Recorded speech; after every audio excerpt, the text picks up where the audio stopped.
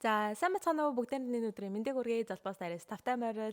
За шинэ бичлэгтээ та бүхэнд уулзж байхдаа маш их баяртай. Бичлэг хийгээг бас нэлээд хэдэн сар болсон. За тэгээ сүүлийн хэдэн сар бол нэлээд олон нүүдэл судал тэгээд амьдралын ч гэсэн нэлээд олон өөрчлөлтүүд гараад бас нэлээд завгүй байлаа. За тэгээд энэ хугацаанд бас нэг бодсон юм нь болохоор цаашдаа YouTube channel дээр ер нь ямар төрлийн бичлэг хийвэл зүгээр вэ гэж бас нэлээд бодлоо. Өмнө нь болохоор ерөөдөө за ер нь нэг энэ төрлийн мэдээлэл хүмүүс эргэжтэй магадгүй гэж бодсон сасна зүгээр тэр чигт ингээл хийгээд байсан. Тэгээд яг нэг тийм нарийн зорилго ямар утга санаатай ямар юм хийж байгааг нэг амар тодорхойлоогүй. За тэгээд энэ удаа болохоор за ер нь YouTube-ээр цааш тийм нэг сэдвийн хүрээнд бас явбал арай жоохон зэгцтэй амар юм болов гэж бас бодлоо. За тэгээд өнгөрсөн жил миний хувьд болохоор Швейцараас руу оюутан солилцооны хөтөлбөрөөр яваад тэрний хажуугаар бас нэлээд их аялах боломж олцсон. За тэгээд энийгээ дагаад аяллаа тал дээр нэлээд олон мэдлэг мэдээлэл, типо зөвлөгөөнүүд гэх мэтлэн зүйлс бол нэлээд ихссэн. Тэгээд та хэдтэй бас хуваалцмаар байгаа зүйлс маш их байна. Дээрээс нь энэ жил бол миний хувьд карьер санхүү боловсролын чиглэлээр бол нэлээд юм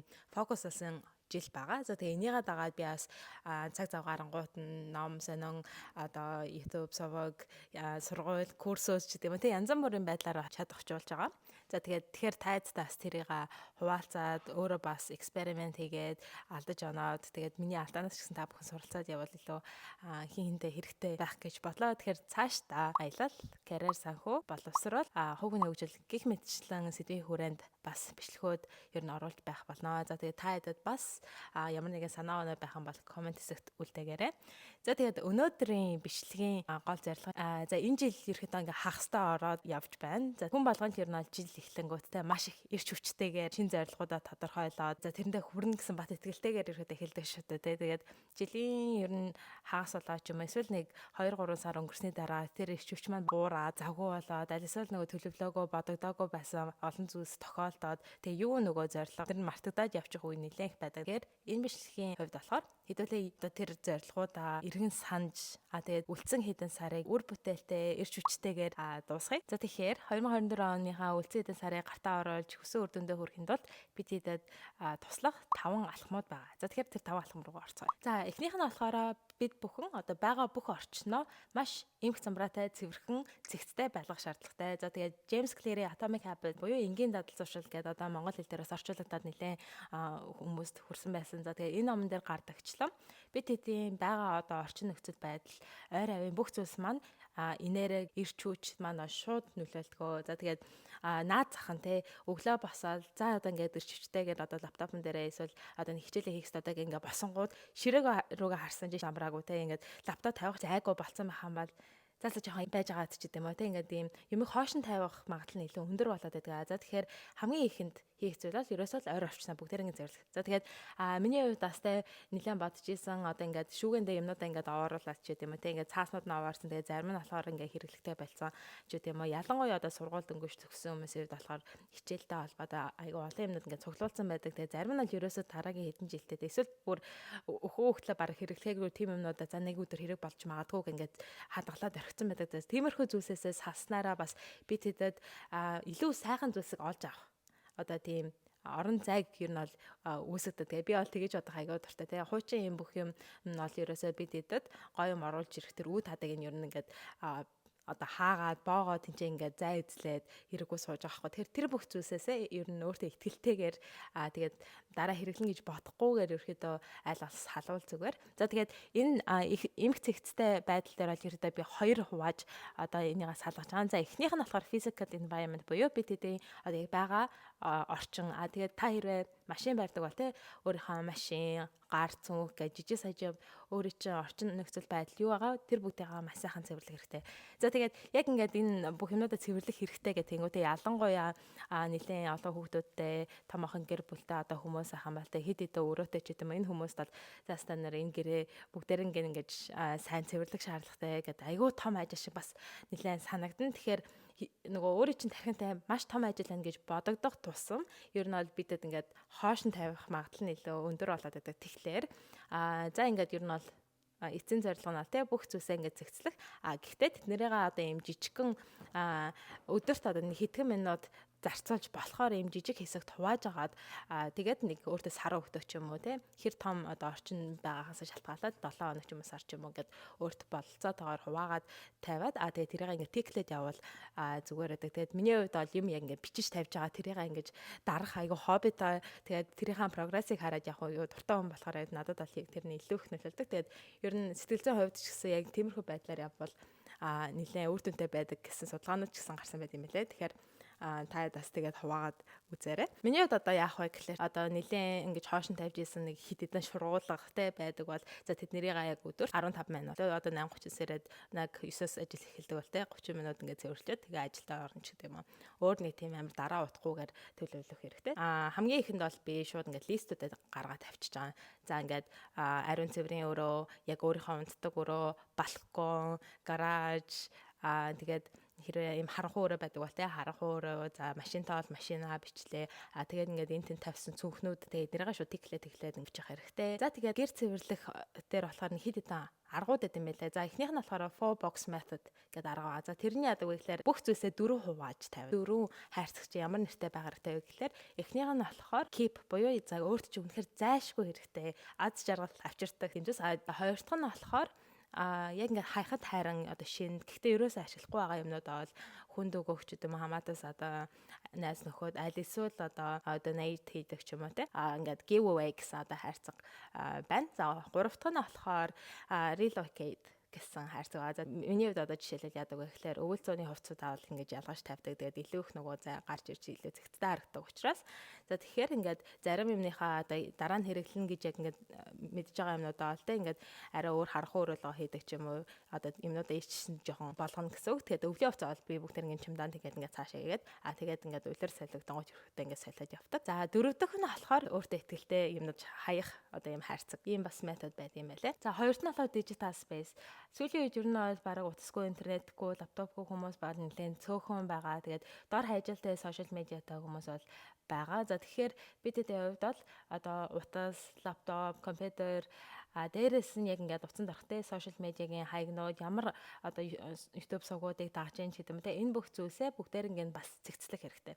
За тэгээд энэ дээр болохоор миний хувьд болохоор хоошин тавьж ирсэн хид хідэн зүйлссэн. За эхнийх нь болохоор email inbox нөгөө newsletter-аар бүр дүүрсэн. Завгүй яваад тэгээд тэд нар бүр ингээд дээрээ давхарлагдцаар хагаад бараг хэдэн мянга болсон байсан. Тэгээд би бүр тэрийг харах хоолндоо ингээд тэгээд тархины нэг арталд ингээд за яг энийг нэг өдөр цэвэрлэндээ гэд ингээд ер нь жоохон стресстэй ингээд явж исэн. Тэгээд тэрийг ямартай нэг цаг гаргаад цэвэрлсэн. За тэгээд хоёрт нь болохоор нөгөө өнгөрсөн жил бас нэлээд аялалд явсан болохоор маш олон зургуудыг бүр 40 мянга эсвэл бараг хөрцөн байсан. Тэгээ миний бүр утасны багтаамжид нэлээд дүүрээ. Тэгээд storage бүр нэлээд хэдийг одоо ингэж авсан. Тэгээд тэрийг бас ингээд уус усаар нь хотоор нь ангилландаа гэж нэлээд удаан бодоод бараг жил болсны эцэс яг сая энэ дасгал ажлыг хийж байхдаа нэг цаг гаргаж одоо 1000 зураг бичлэгтээ үлдсэн. Нэлээд удаан бодож исэн юмнуудаа бас хийнгүүт өөрт чинь бас сэтгэл санаа ч гэсэн нэлээд гоё мэдрэгдэн. Тэгэхээр цаг гаргаад одоо энийгээ бас хийгээрэй. За тэгээд энийг бол хидэд ангилж болно. За эхнийх нь болохоор email inbox-уудаа те Gmail, Yahoo ч гэдэг юм уу тэр бүх зүйлсүүдээ одоо ингээд шалгаад за тэгээд ингээд folder нэвэл зүгээр. За энэ нь болохоор такстай холбоотой, ажилтай холбоотой, сургуультай холбоотой, бус нь болохоор бусад юмтай холбоотой ч гэдэм үү те ингээд өөрт тохиромжтойгоор бүгдээр ингээд англиад тавьчвал зүгээр. За дараа нь болохоор одоо ингээд байнга ирдэг. Гэхдээ ингээд зөв шууд ингээд устгаадтай ингээд unsubscribe хийхгүй зүгээр ингээд устгаад яваад байдаг бас имэйлүүд байж магадгүй. Миний хувьд бол яг тийм байсан. Тэгээд тэдний руугаа яг орж байгаа те. За надаа би дахиж одоо ийм үүнтэй төстэй имэйл одоо имэйлүүдийг амааргүй байна гэдэг ингээд unsubscribe бүгдээр ингээд хийгээд цэвэрлээд ингээд явбал зүгээр.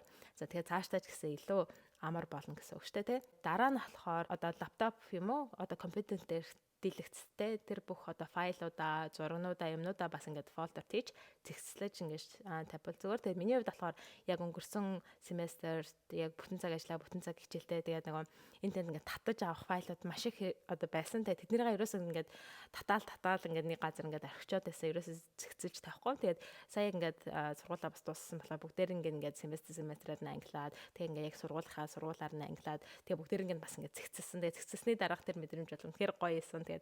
Тэгэхээр та бас компьютер, лаптопудаас ингэж зэгцлээ, зэвэрлээд тэ хэрэггүйнүүдээ бас ингээд устгаад ингээд явбал зүгээр. За тэгээд энэний дараагаар болохоор утсан дээрх болохоор аппликейшнууд байгаа. За сүүлийн хэдэн жил ашиглаагүй аппликейшнууд байгаа бол тэднэрээ устгах хэрэгтэй. Тэгээд утасны хувьд ч гэсэн багтаамжинд нь хэрэгтэй тийм ээ.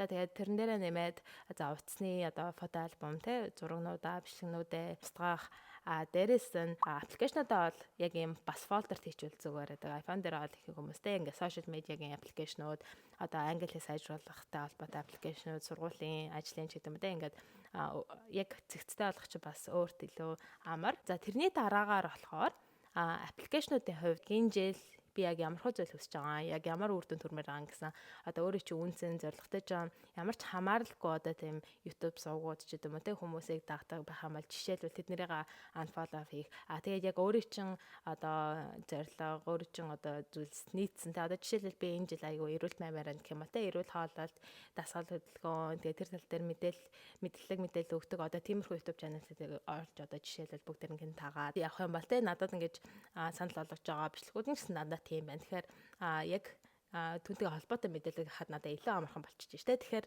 бас яг сошиал медиан дээр Instagram дээр ч гэсэн яг ямар ч ялгаагүй те.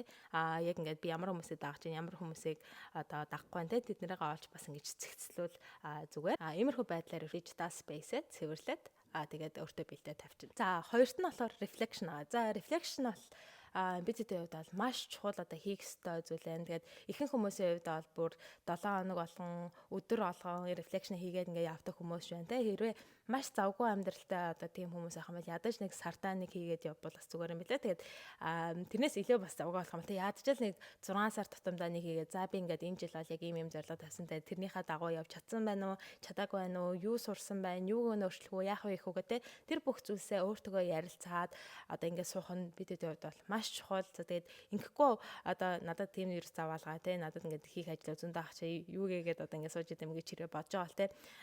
Бид яг ингээд зүг газар руугаа явахгүй буруу зүйлээ ингээд хамаг цаг заваа зарцуулаад тэгээ эцэст нь ингээд эргээд харсан жан шаал өөр тишээ бодчихснаас шаал өөр тишээ явцсан байж магадгүй. За тэгээд өнгөрсөнд ер нь бол бид эдийн гаргасан бүх үйлдэлүүдээ яг ингээд шинжлээ те. Ер нь бол аль нь надад ер нь илүү өгөөжтэй байна, болохгүй байна. Би юу байнга ингээд буруу хийгээд байна те. Тэрэн дээр цаг гаргах хэрэгтэй. Тэгээд энэ дээр бол нөгөө бас хүмүүсийн нэлээд хэлдэг үг байдаг шүү дээ. Ингээд түүхээ сайн судлахгүй байх юм бол тэр түүх нь бол дахиж заавал тавтагддаг гэж. Тэр чинь бол яг бидний хувьд ч гэсэн те ингээ хүмүүсийн хувьд ч гэсэн яг адилхан байхгүй те. Өнгөрсөнд би яг ямар үйлдэлийг хийгээд тэг ямар үр дүнд хүрсэн юм бэ? Одоо тэр нь бол ингээд эрэгч байж болно, сөрөгч байж болно те. Хэрвээ ингээд сөрөг одоо хүсэн юмдаа хүрч чадахгүй байгаа бол те яг ямар би үйлдэлүүдийг гаргасны улмаас яг ийм үр дүнд хүрчээд байгаа юм бэ гэдгээ ингээд сайн нарийн ингэж судалж харж те. За би яг юуг арай өөрөөр хийх юм бэ гэж ингэж харах хэрэгтэй. Тэгээд бид тэдийн хувьд бол те ингээд өнгөрсөнд хийсэн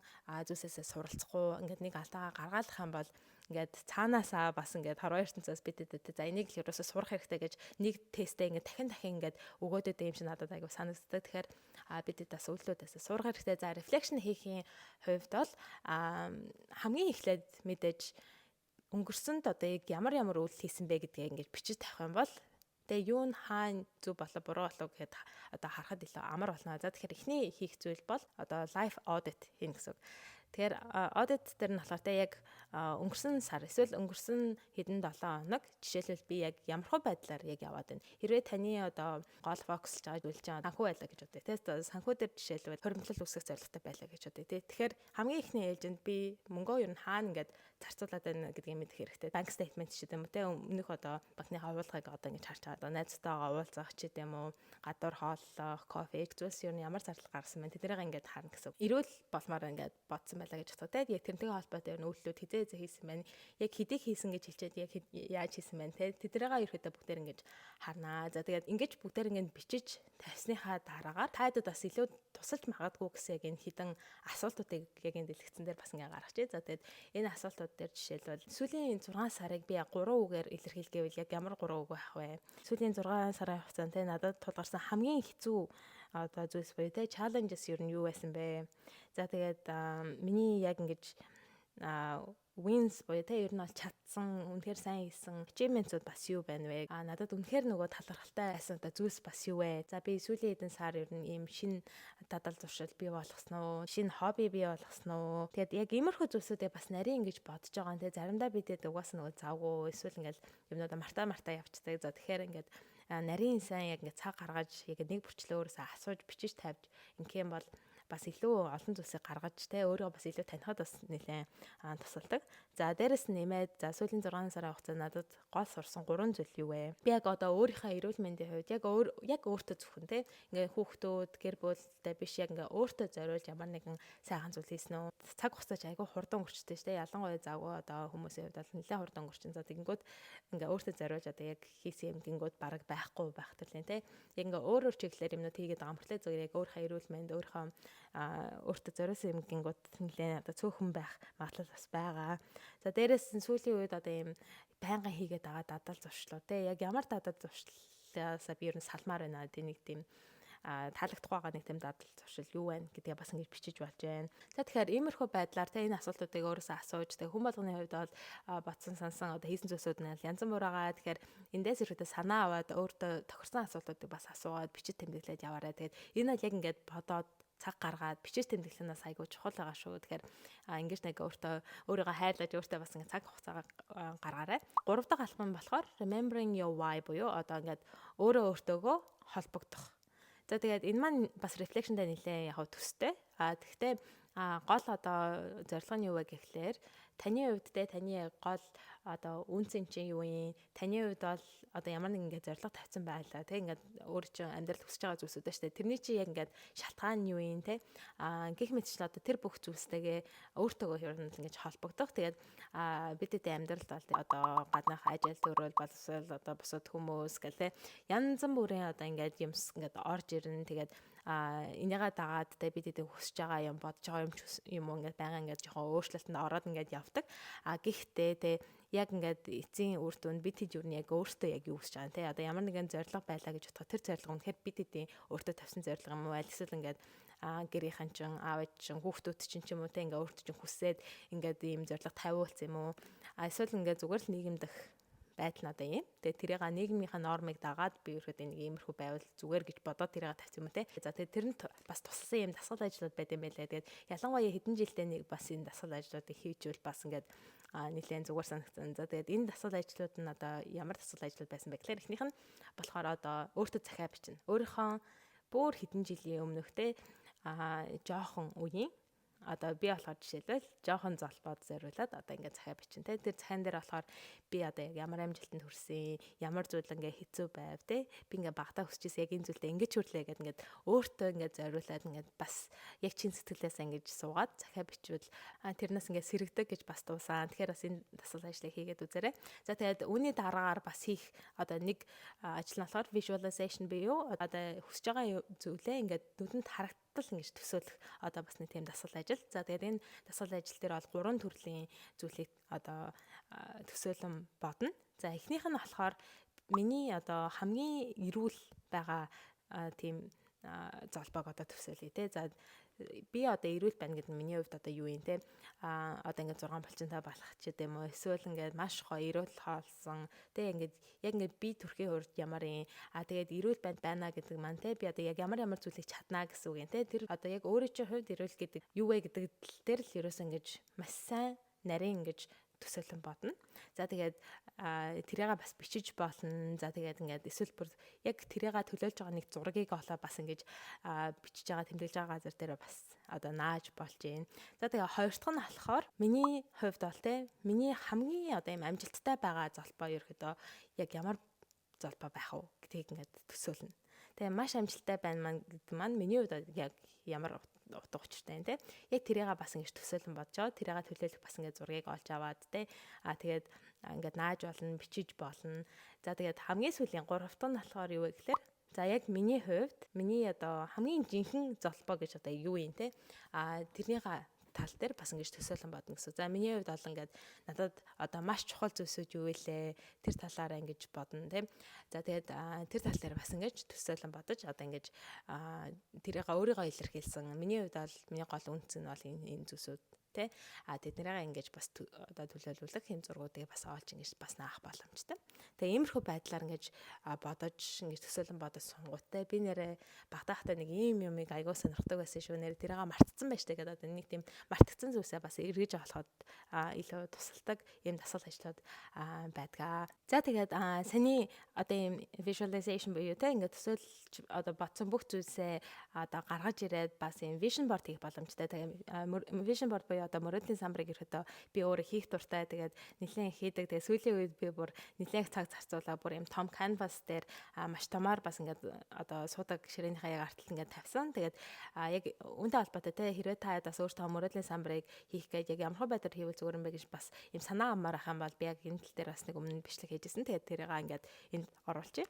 За тэгээд яг мөрөөдлийн самбар бол ерөөсөө хүн амьтныхаа бас нэг дагаад ах шаардлагагүй те өөрт чинь яг юу тохиорч ийн тэрийгээ дагаад ерөөсөө өөрийн чинь тэр зорилго мөрөөдөл тэр бүх зүйлийг чинь төлөөлөх юм гой үг ишлэл зураг те тэр бүх зүйлсийг ингээд нэг төр одоо нүдэнд харагдахаар газараа тавьбал зүгээр байдаг. Тэгээ зарим хүмүүсийн хувьд яг одоо хүн амьтанд харуулмааргүй байх юм бол те юм жижиг дэвтэрэн дээр ингээд зургуудаа нийлүүлээд нааж болж байна. Эсвэл ингээд утасныхаа дэлгэцэн дээр утасныхаа кейсэн дээр эсвэл одоо утсан дээрээ ийм аппликейшн татаатай vision board бас дижитал байдлаар хийдэг ийм аппликейшн зөндөө байдаг.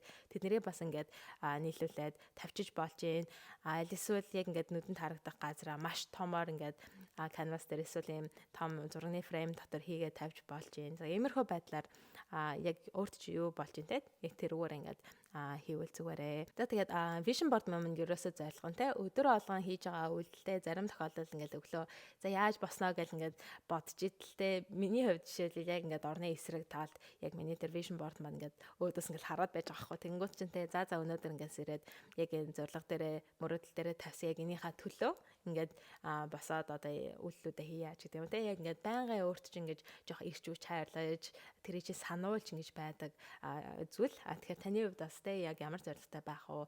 Тэгээд өөрт тохирсон бас тийм vision board-ыг хийгээд бас үзээрэй гэж хэлмээр байна. За дөрөвт нь болохоор зорилго тодорхойлолт байгаа. За зорилго тодорхойлолтын өмнө нь бас одоо түрүүн reflection хийжлээ шүү дээ. Reflection хийгээд ерөөхдөө яг ямар зүйлс хүсдэг вэ гэдэг төсөөлөн одоо бодоод бүгдээр ингээд гаргаад ирлээ. За тэгээд энэний дараагаар одоо эхний хийх зүйл бол те хэрвээ та 2024 он эхлэхэд хийдэг зорилгоудаа ингээд аль хэдийн гаргаад тавьсан байгаа бол те тэднийгээ нэг эргээд нэг хараарай.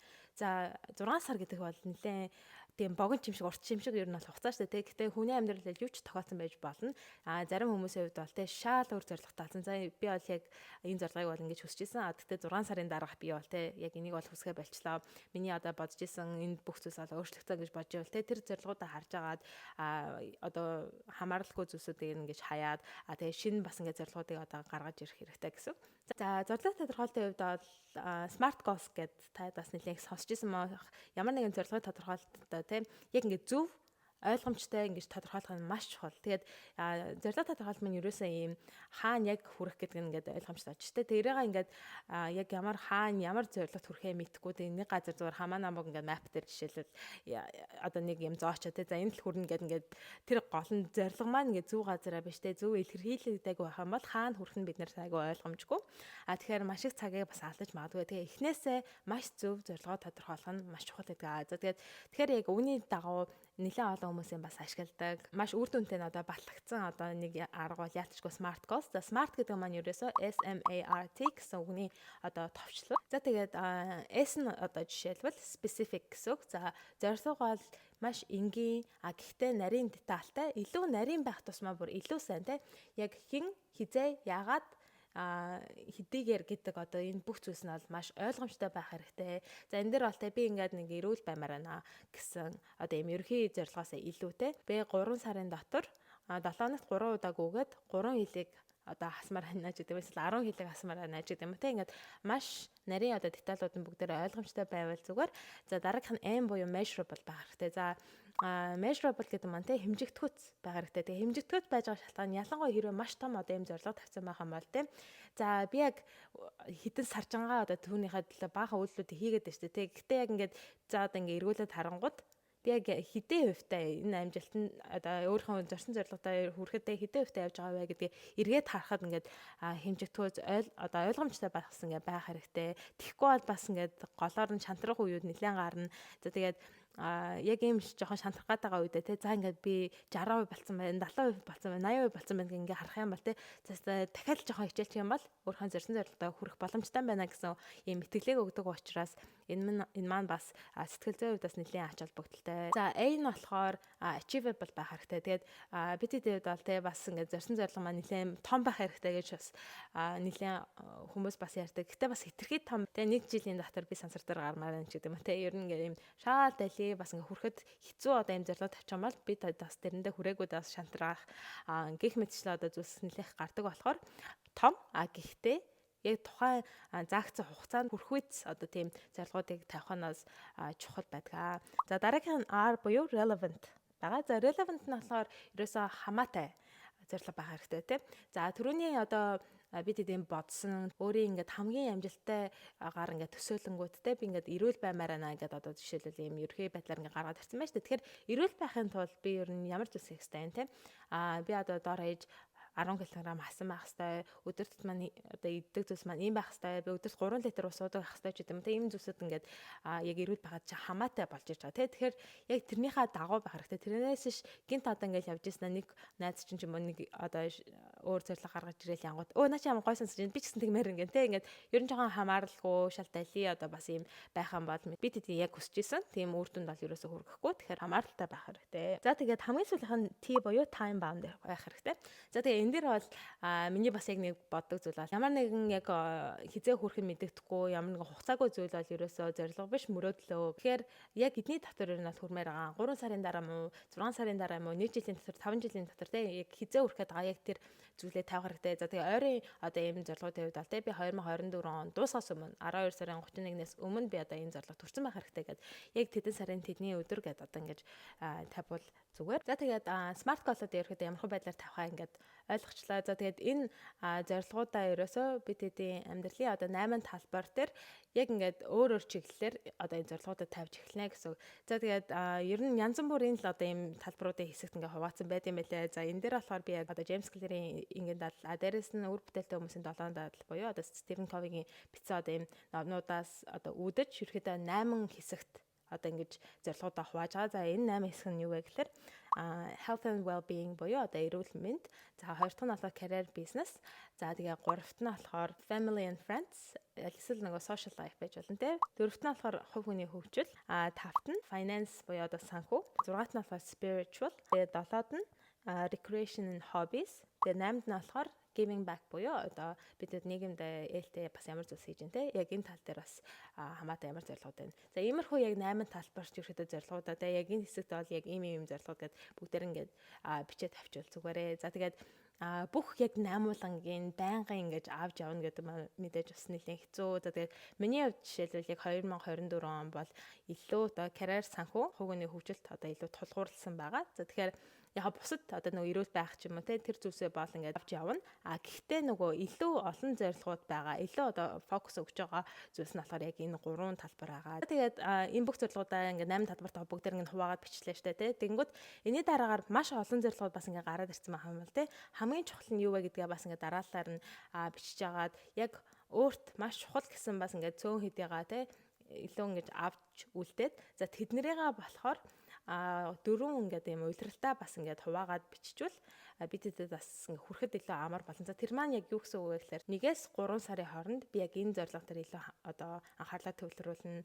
За 4-өөс одоо 6 сард те энэ дээр нь ч гэдэг юм уу те иймэрхүү байдлаар нөгөө хитэд ингээд хуваачингууд бас ингээд анхаарал фокус маань төвлөрөөд тэгээд эднэрийг ч гэсэн хурдан ингээд амжуулаад дараагийн зорилго руу ороод 1 жилийн хугацаанд маш олон зорилготой хүрэхэд бол илүү амар болно гэсэн. За тэгээ хэдүүл бол одоо ингээд 7 сар болж штэ. Тэгэхээр яг үлдсэн хэдэн сартаа 2 хувааж агаад за 9 сар хүртэл би аль яг энэ зорилго дээр анхаарна. За 10-аас 12 сар хүртэл би яг тэдэс тэдэн зорилготой ингэж анхаарна гэдэг ингээд 2 хэсэг хуваачвал бас ингээд яг нэг үлрэл дуусангууд рефлекшна дахиад хийгээд дахиж эргэж хараад за одоо яг аль зорилгууд нь үлдсэн байна те зорилгомууд маань хിവэрэ байвал зүгээрээ нөө гэдэг нэрээ бас ингэж дахин шалгаж руу ингэж фокуслаад оруулаас илүү үр бүтээлтэй байдаг юм шиг санагддаг. За тавтах нь болохоор action plan буюу бидэд одоо энэ тавьсан зорилгууд дээр яг ямар хөө арга замаар хүрэх юм бэ гэдгээ маш тодорхой болгох хэрэгтэй. За тэгээд энэ action plan нь юу орж байгаа вэ гэхээр бид эдийн ерөөсөө өдөр тутмын үйлдэлүүд ямар байх хэрэгтэй вэ?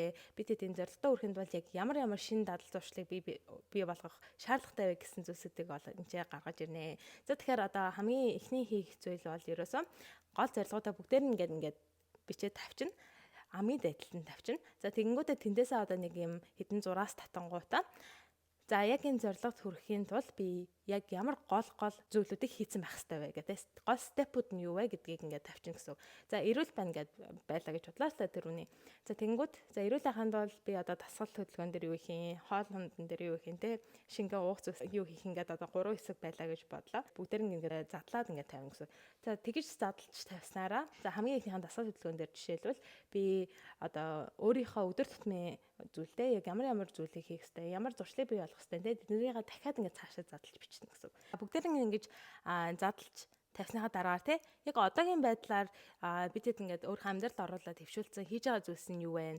Юу нь байхгүй байна гэдгийг бас reflection хийх хэрэгтэй. Тэгэхээр reflection хийхэд бол бас тайдад яг ямар зам нь илүү өөрт чинь тохирж ийн хараараа би бол ингээд байнга юм хумаа бичиж тавих дуртай. Тэгэхээр би яасан бэ? Сүүлийн одоо 1 сарын хугацаанд 7 хоног мөн нэг иймэрхүү байдалтай өнгөрсөн гэдээ бүгдээр ингээд бичиж тавьж байгаа. За тэнгууд нэг дэх өдөр би тэдээс босоод ус уугаад өглөөний цаагаа уугаад тэгээд ажиллаа тэдээс эхлэе. За ажил дуусангууд нь одоо жим руу яваад тэгээ хурж ирээд одоо муурнуудаа хаалаад тэнгуүтээ ингээд тэдэн цагаас унчаа ч гэдэм үү те ингээд 1 2 3 4 5 хагасан бицаа ингээд бүгдээр нь ерөөдөө нэг ингэж задлж тавина. За ингээд 7 хоногтой нэгтгэс одоо бүтэнсээ өдөр алга ирэхэд ямархан байдалтай өнгөдөг чи ингээд илүү ойлгомжтой болчихно. Яг зарим өдрүүд нь бол тий одоо найзын төрсөд өчөд юм шал өөр зүйлсүүд бас гарсан байж магадгүй. Гэтэ энэ бол ерөөдөө ихэнх 7 хоногуд ямархан байдалтай өнгөрдөг вэ гэдгийг ингээд бичээд тавьчихна гэсэн. За энэний дараагаар болохоор ийм non-negotiable list гарна гэсэн. За non-negotiable list гэдэг нь юу гэхээр ерөөсөө зайшгүй хийх шаардлагатай. Хэрвээ хүүхдүүдээ яг тэдэн цагаас ингэж сургуулиас наах хэрэгтэй. Яг ажилдаа бол яг тэдэн цагаас ашиг тэдэн цагаас тарах хэрэгтэй ч гэдэг юм. Тэ ерөөс ингэж би тэд нэг тэгж өөрчлөх боломжгүй одоо тэм зүйлсүүдээ одоо яг календар дээр ингэ бүгд ингэ зоочин гэсэн. За ингээд заавал хийх хэрэгтэй юмнуудаа зоогоод ингэ орхичлоо. За нэмээд түрүүний нөгөө дасгал ажил дээр хийсэн. Би яг энэ зорилготой хүрэхин тулд ийм степүүдийг хийх хэрэгтэй. Ийм степүүдийг хийхин тулд би яг ийм дадал зуршилтай байх хэрэгтэй гэсэн одоо ийм лист гаргасан шүү дээ. Тэгэхээр тэр шинэ одоо би болгох ёстой дадал зуршлуудаа ингэж олж аваад за би энийг одоо хаашаа ингэж те оруулах боломжтой байна гэдгийг харна. За тэгээд өглөө би бол ажилдаа заавал одоо явах хэрэгтэй те. Тэнгүүд нэгдэг өдөр би өглөө 9-оос заавал ажилдаа явах хэрэгтэй. Шинэ байнгын одоо дасгал хөдөлгөөнтэй байдаг те. Жимд ингэж явж эхлэмээр байна. Ийм дадал зуршилтай болмоор байна гэх юм бол за би өглөө ажлынхаа өмнө явах уу, оройн явах уу те. Тэрийг ингээд календар дээр эсвэл одоо тэр бичиж байгаа цаасан дээр ингээд зоогоо тавьчихна гэсэн. За тэгээд үүнтэй адилхан ерөөсөө түрүүний одоо өөрт чинь хэрэгтэй тэр шинэ дадал зуршлуудаа те хаана яаж оруулах боломжтой вэ? Бүгдээр ингэж оруулж өгөөд өөрийнхөө weekly routine буюу те 7 хоногт ерөөдөө ямар зүйлсүүдийг хийх ёстой вэ гэсэн зүйлийг бол ингээ гаргаад авчнаа. За тэгээд ингэж гаргаж авсан зүйлээ ерөөсөө өөрийнхөө календар дээр ч юм уу те ингээд ямархан байдлаар та өөрөө ийм юмнуудаа хөтөлж ямар арга урьдчилан тохиолдох яг тэрнийхээ дагуу календар дээр юм уу бичиж тэмдэглэх юм уу эсвэл принтерлээ гаргаж ирдэг ч юм уу те энэ бүх зүйлсээ одоо ингээд дагаад хянаад тэгээд өөр чинь хэрэг тохирохгүй байх юм бол тэрийгээ дахиад reflection хийгээд эргэж хараад өөрчлөх зүйл юу байна, яавал болохгүй байна, яавал болж байна те тэр бүх зүйлсээ ингээд сайжруулад авч яваад тэгээд дараагийн хэдэн сар ерөөсөө бууж өглөхгүй яг энэ рутинаараа явах юм бол та өөрт тэ гаргасан энэ зорилтоо бол заавал хүрнэ гэдэгт бол би итгэлтэй байна. За тэгээд үүгээр өнөөдрийн бичлэг маань өндөрлөж байна. Та бүхэнд хэрэгтэй мэдээлэл багч болов байсан байх гэж найдаж байна. Удахгүй бас дараагийн бичлэгүүдээр яг саний дасгал ажлуудаараа гарч ирсэн шинэ дадал зуршлуудаа би бас өөртөө яг яаж бий болгож байна. Тэрэн дээрээ бас ийм прогресс бичлэгүүдээ бас оруулъя гэж бодож байгаа. Тэгээд ийм өөртөө бас нэлээд хэдэн чаленжуудыг тавьсан байгаа. Тэгээд тэр чаленжуудад гэсэн та бүхэнтэйгээ хуваалцнаа. Тэгээд дараагийн бичлэгүүд дээр ерөөдөө ямархуу зүйлсүүдийг бас хуваалцвал та бүхэнд илүү сонирхолтой байна. Тэрийг санаа оноогоо бас комент хэсэг дээрээ үлдээгээрэй. За тэгээд дараагийн бичлэгээр уулзтаа бүгдээрээ түр баяртай.